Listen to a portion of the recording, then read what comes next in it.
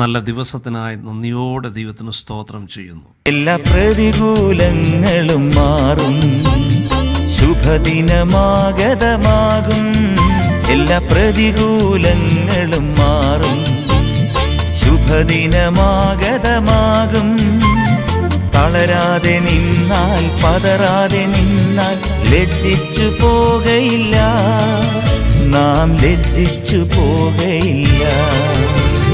തളരാതെ നിന്നാൽ, പതറാതെ നിന്നാൽ ലജ്ജിച്ചു പോകയില്ല, നാം ലജ്ജിച്ചു പോകയില്ല.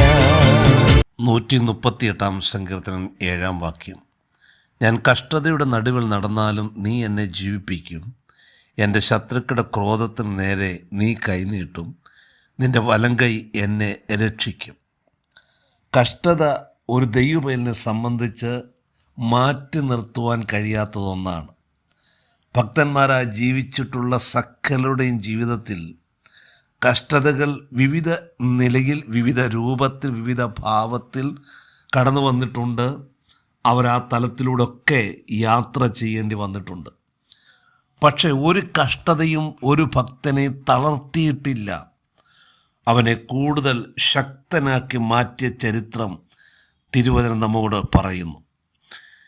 ഇവിടെ ഭക്തൻ പറയുകയാണ്, ഞാൻ കഷ്ടതയുടെ നടുവിൽ നടന്നാലും, എൻ്റെ 4 ചുറ്റും കഷ്ടതയാണ്. ഞാൻ എങ്ങോട്ട് പോയാലും, ഇടത്തോട്ട് പോയാലും വലത്തോട്ട് പോയാലും, എനിക്കിനി പുറകിലോട്ട് പോയാലും ഞാൻ കഷ്ടതയിലാണ്.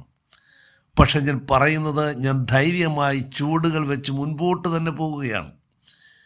ഈ കഷ്ടതയുടെ നാളുകൾ എവിടം വരെ ആകുമെന്ന് എനിക്കറിയില്ല. പക്ഷെ ഞാനിപ്പോൾ അതിൻ്റെ മധ്യത്തിലാണ് നിൽക്കുന്നത്, അതിൻ്റെ നടുവിലാണ് ഞാൻ ആയിരിക്കുന്നത്.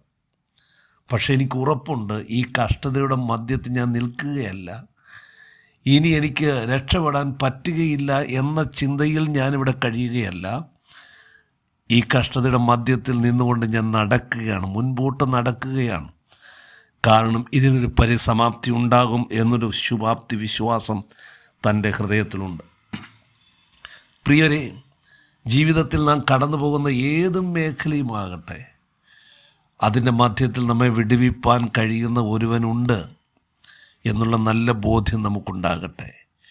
ദൈവസന്നിധി വിശ്വസ്തയോടെ നിൽക്കാനുള്ള തീരുമാനം നമുക്കുണ്ട് എങ്കിൽ ഒരു കഷ്ടതയ്ക്ക് നിന്നെ മുക്കിക്കളയാൻ കഴിയത്തില്ല. ഇന്നല്ലെങ്കിൽ നാളെ ദൈവം നിന്നെ അതിൽ നിന്നും പുറത്തു കൊണ്ടുവരും. ധൈര്യമായി നീ വിളിച്ചു പറയും, എല്ലായിടത്തും എല്ലായ്പ്പോഴും ജയോത്സവമായി എന്നെ നടത്തുന്ന ഒരേശു എനിക്കുണ്ട് എന്ന ധൈര്യമായി വിളിച്ചു പറയുവാൻ നിൻ്റെ നാവുകൾക്ക് ദൈവം ബലം തരും.